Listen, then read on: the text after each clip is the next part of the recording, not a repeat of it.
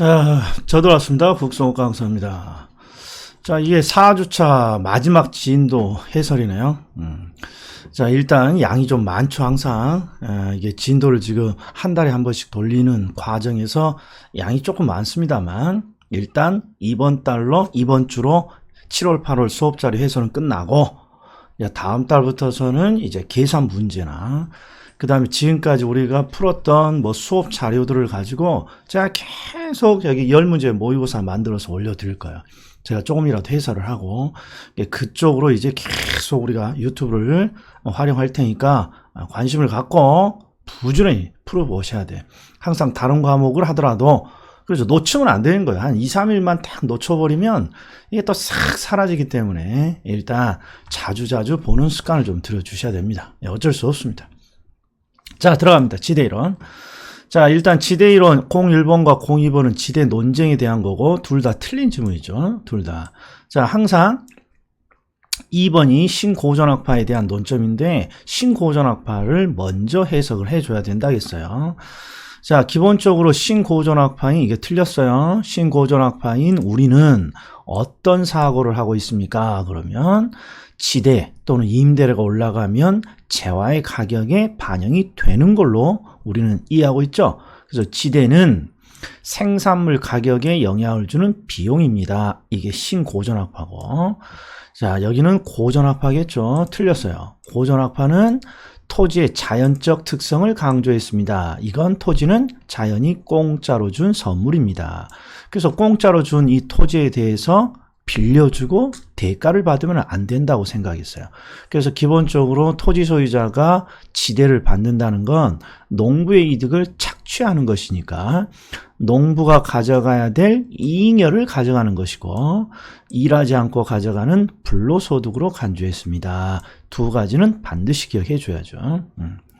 자, 그 다음에 리카르도의 차익지대. 리카르도는 비옥도를 강조했잖아요. 비옥도.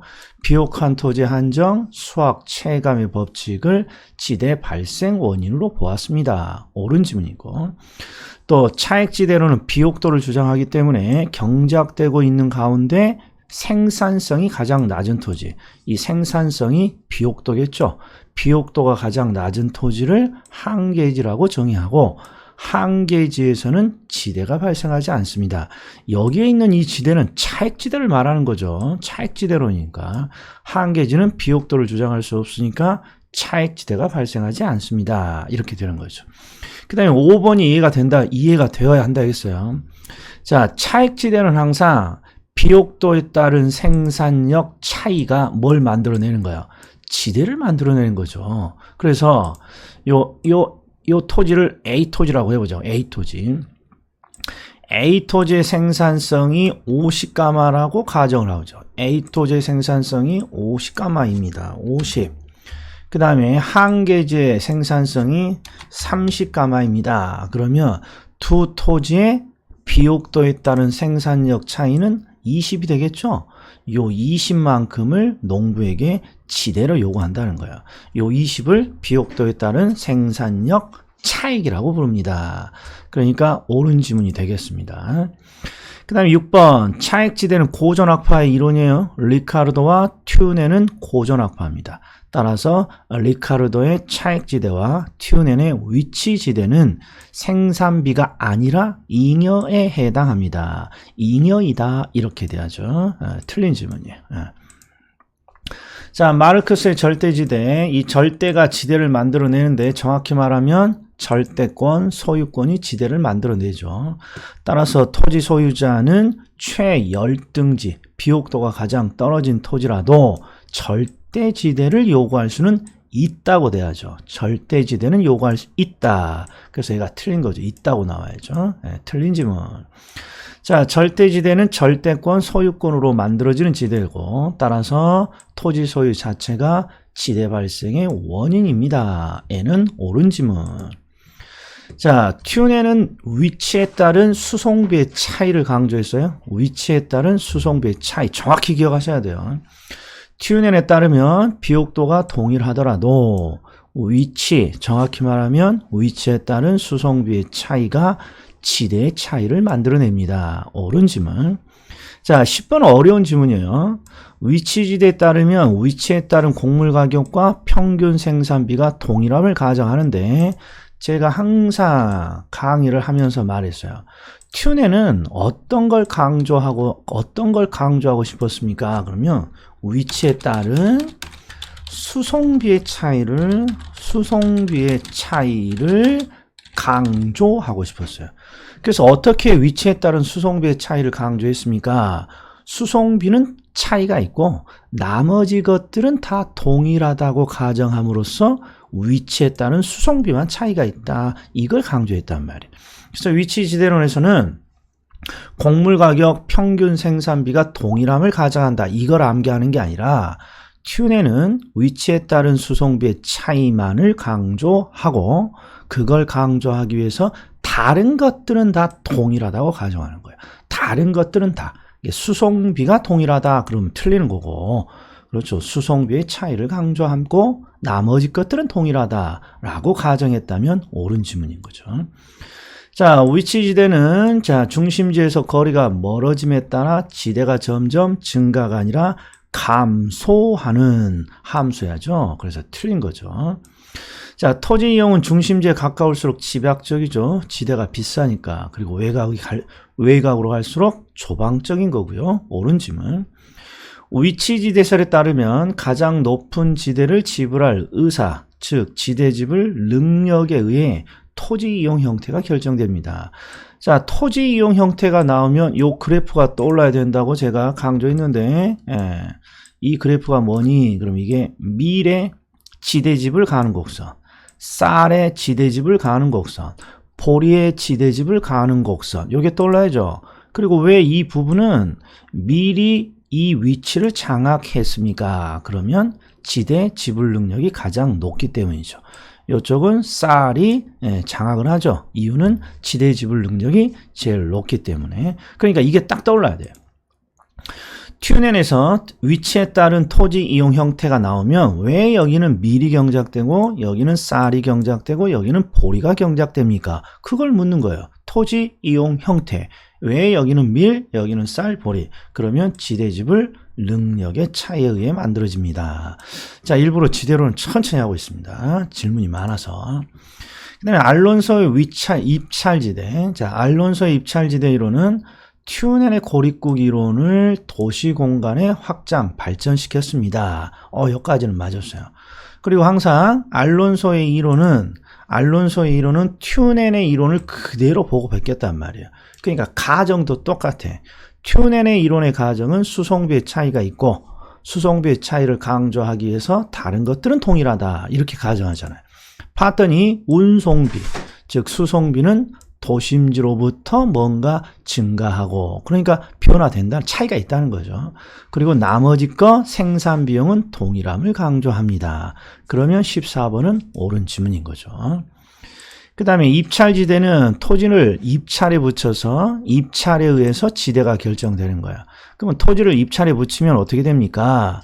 토지 이용자가 지불하고자 하는 최대 금액이 제시되고 이 최대 금액으로 지대가 결정되면 정상 이윤이 아니라 초과 이윤, 남는 게 하나도 없는 지대가 돼버리는 거죠.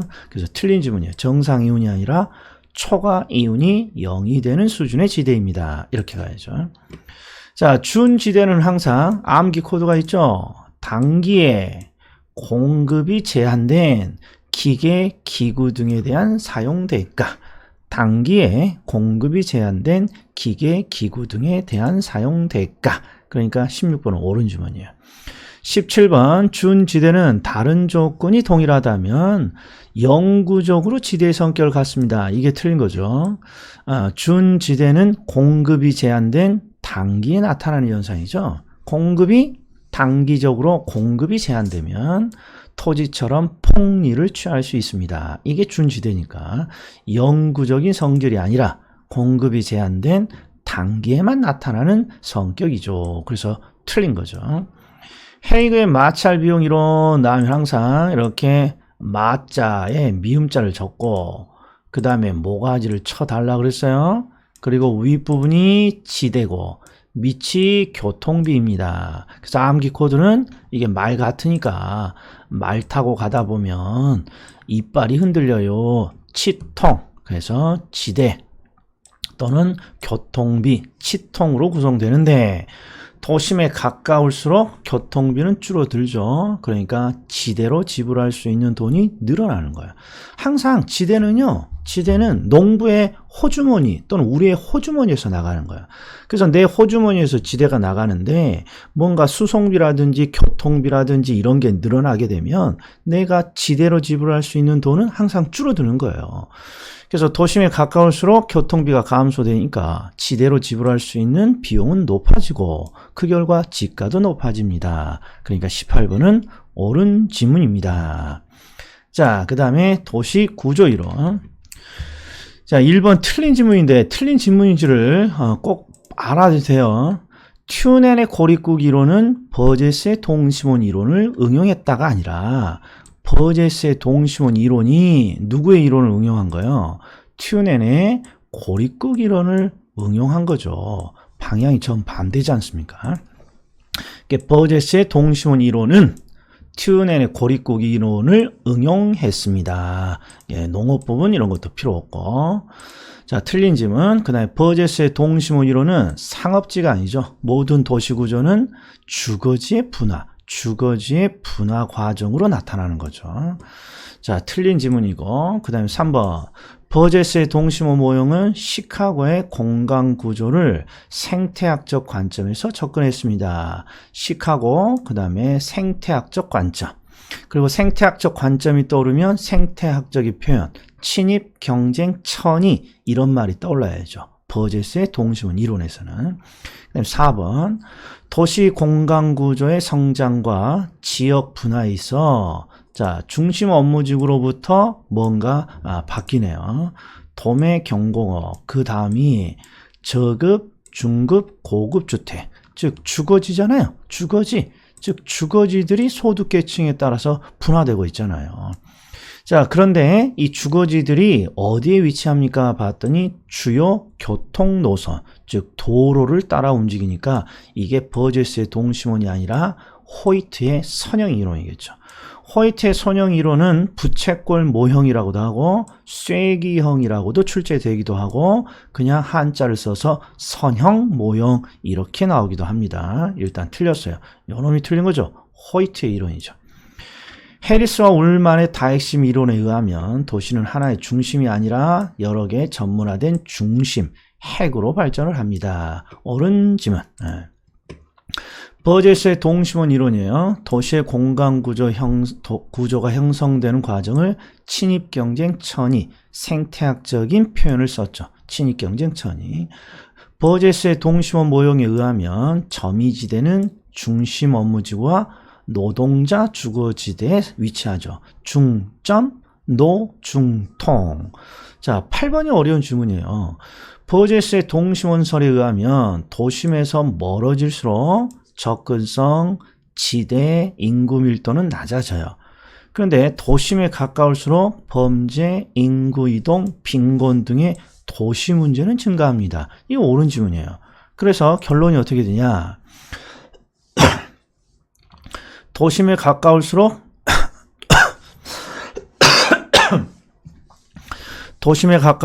도시 문제가 증가하니까 버제스 모형에서는 고소득층은 중심에서 가장 먼 최외곽 지역에서 자동차를 타고 통근을 하죠. 이게 통근자 지대.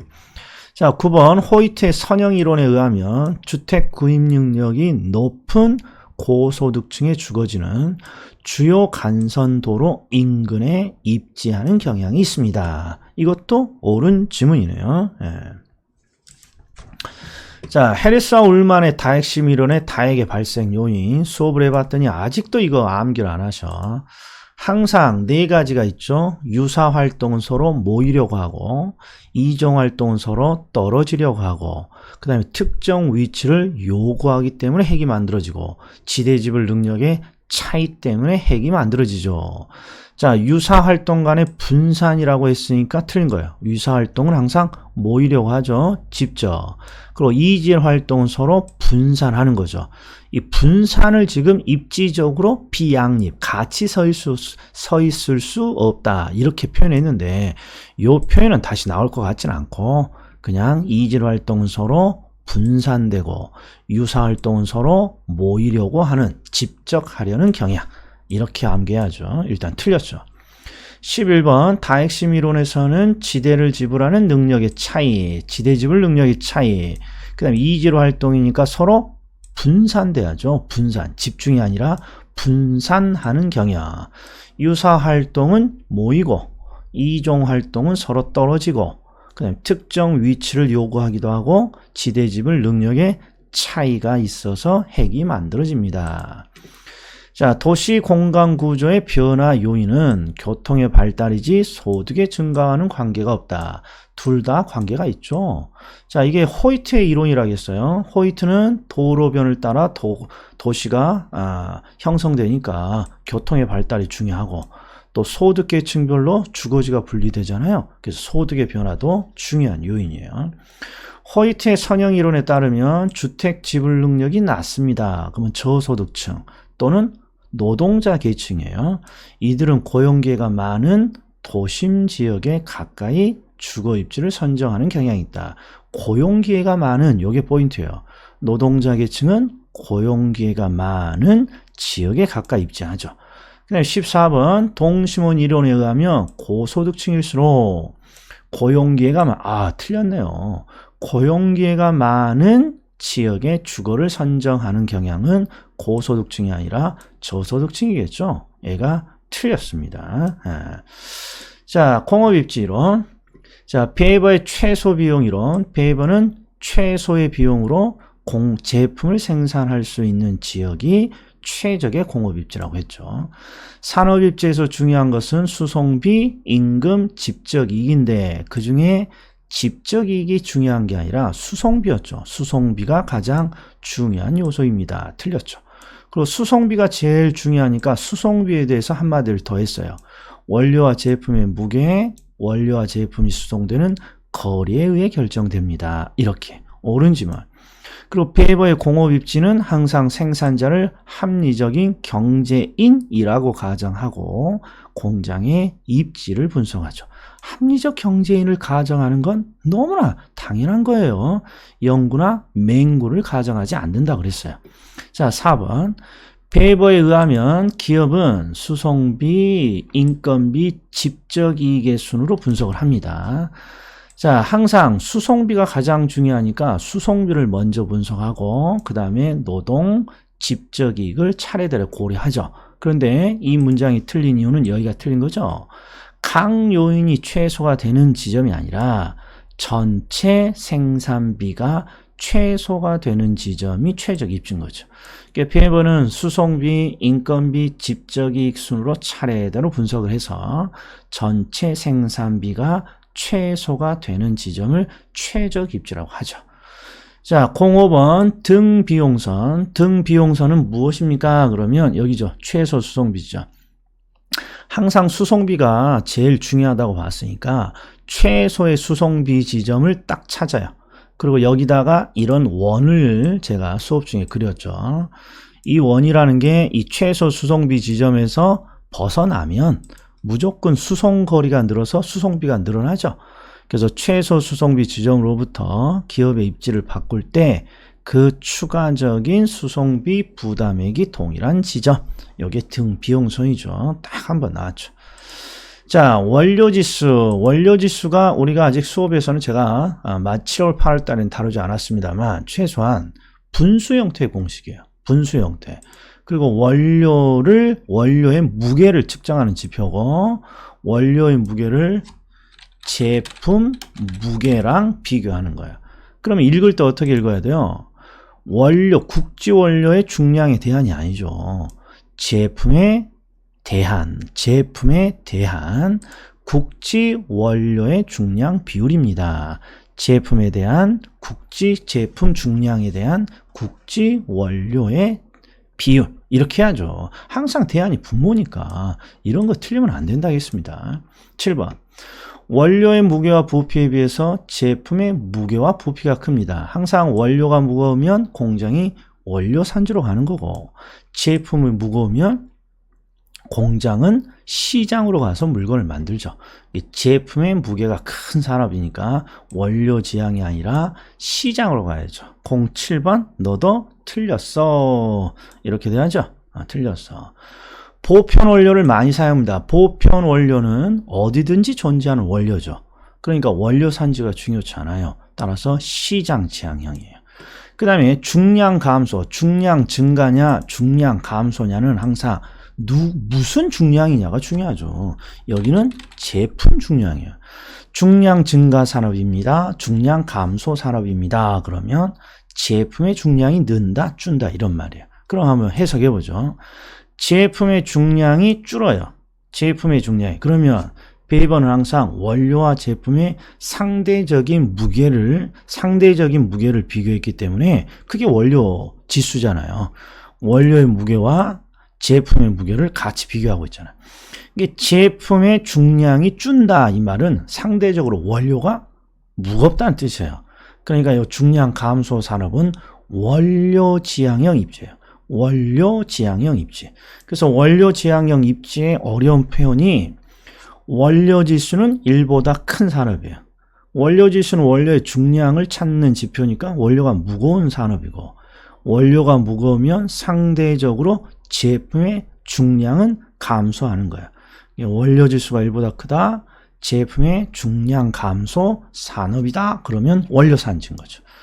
그냥 중간재는 완제품을 생산합니다. 완제품을 생산하면 시장에서 완제품을 만드는 게 유리하겠죠. 그래서 틀렸죠. 뭐 때문에? 중량 감소 산업은 원료 산지로 가야죠.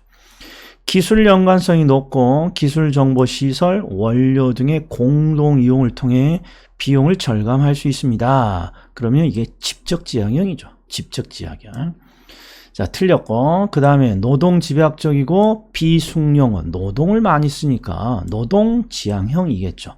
옳은지만 간만에 15분 늦을 것 같아. 한꺼번에 다 하죠. 상업 입지. 자, 크리스탈러의 중심지 이론에서는 항상 그 용어 정리를 물어보잖아요. 그래서 중심지 기능이 유지되기 위한 최소한의 수요 요구 규모. 그럼 이거 최소 요구치죠. 중심지가 아니라 최소 요구치. 그리고 재화의 도달 범위를 물어봤어요. 중심지 활동이 제공되는 공간적 한계. 항상 우리가 이 중심지라는 건 매장이죠. 그거 매장의 기능이 매장의 기능이 유지되는 최대한의 거리가 재화의 도달 범위고, 자, 그리고 도달 범위를 벗어나게 되면 고객은 없는 거죠. 그래서 중심지로부터 상업 기능에 대한 수요가 0이 되는 지점까지의 거리. 이거 어렵습니다. 수요가 0이 되는 지점까지의 거리라는 건 수요가 고객을 의미하니까 고객이 없는 지점까지 쭉 느려뜨린 범위라는 거죠. 그래서 제가 항상 이렇게 강조를 했잖아요. 피자집을 만들고 피자집이 여기까지 재화가 도달됩니다. 그러면 요 부분이 재화의 도달 범위. 그러니까 요 재화의 도달 범위는 중심지 활동, 피자의 서비스가 제공되는 한계 거리고, 요 지점을 벗어나게 되면 이제 고객은 없는 거잖아요. 그러니까 고객이 0이 될 때까지 연결한 그 범위고, 이렇게 되는 거예요. 2번은 옳은 지문이죠. 자, 그 다음에 중심지가 형성되기 위해서는 항상 재화의 도달 범위가 밖에 있어야죠. 최소 요구치는 안에 있어야 되고, 근데 재화의 도달 범위가 이게 주어니까 밖에 있어야 합니다. 이렇게 나와야죠. 밖에. X. 자, 그리고 크리스탈러는 중심지를 크기에 따라 고차와 저차로 구분할 수 있다. 고차는 대형마트, 저차는 24시간 편의점. 그래서 고차 중심지일수록, 즉 대형마트죠. 홈플러스 이마트. 수는 적고, 수가 적으니까 도시에 멀리 분포되어 있는 거죠. 옳은 지문.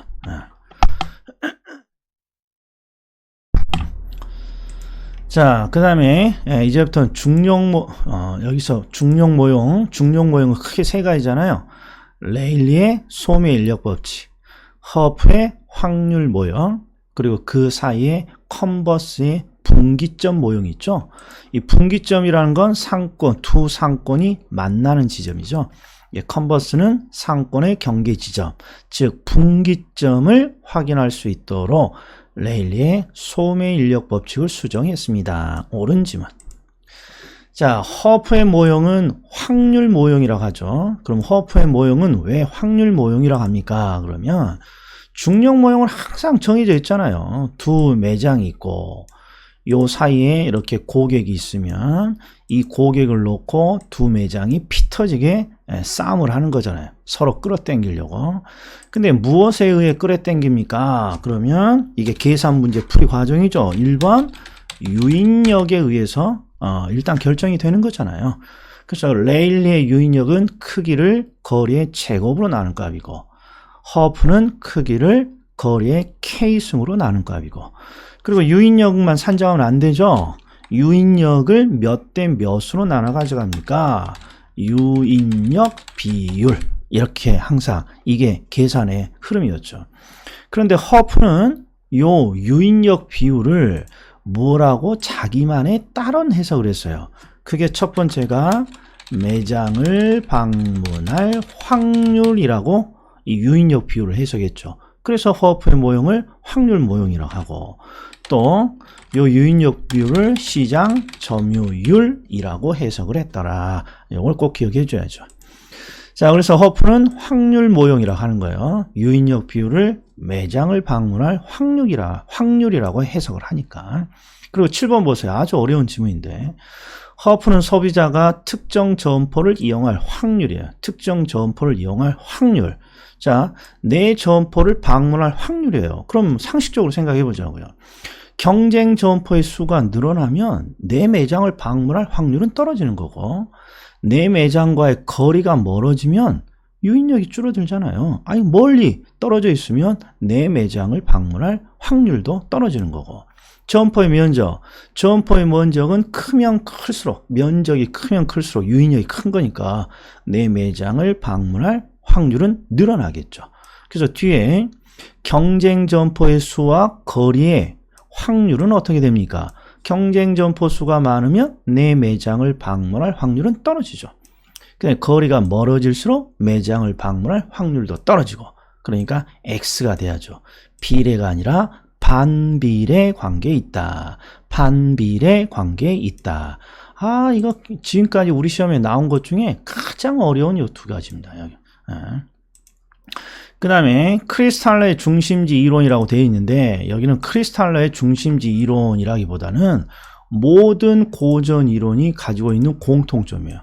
고전 이론, 고전 상업 입지의 공통점이에요. 어떤 공통점이냐?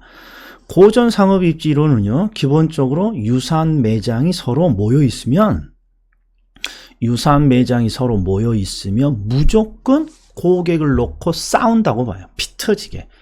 그래, 피 터지게 싸운다고 봐요. 그래서 옛날 학자들은 상업 입지에 대해서 항상 경쟁만을 다뤘어요. 경쟁, 갈등, 싸움 이런 것만. 그런데 8번을 봤더니 이렇게 적어져 있어요. 현대 사회에서는 유사한 상품을 취급하는 점포들이 서로 도심에 함께 위치하고 있죠. 함께. 이 말은 무슨 뜻이냐? 협동을 하고 있다는 거예요. 비슷한 제아들이 모여서 협동을 하고 있어요. 자, 이런 고전 이론들은 이런 현상을 절대 이해하지 못합니다. 그러니까 잘 설명해 준다 했으면 틀리죠. 이런 걸 설명하지 못하는 거죠. 다시 정리. 고전 이론들은 비슷한 물건을 판매하는 매장이 같이 인접해 있으면 싸운다고 봐요. 그런데 지금 요 현대 사회에서는 백화점이라든지 이런 데 주변에 비슷한 물건을 파는 점포들이 모여서 협동하는 경우가 있잖아요. 이런 걸 설명을 절대 할 수 없어요. 잘 설명해 준다가 아니라 이런 현상을 설명하지 못한다. 이렇게 나와야 옳은 지문이죠. 얘는 틀렸어. 그 다음에 크리스탈러의 중심지 이론은, 자, 잘 보셔야 돼. 중심지 간의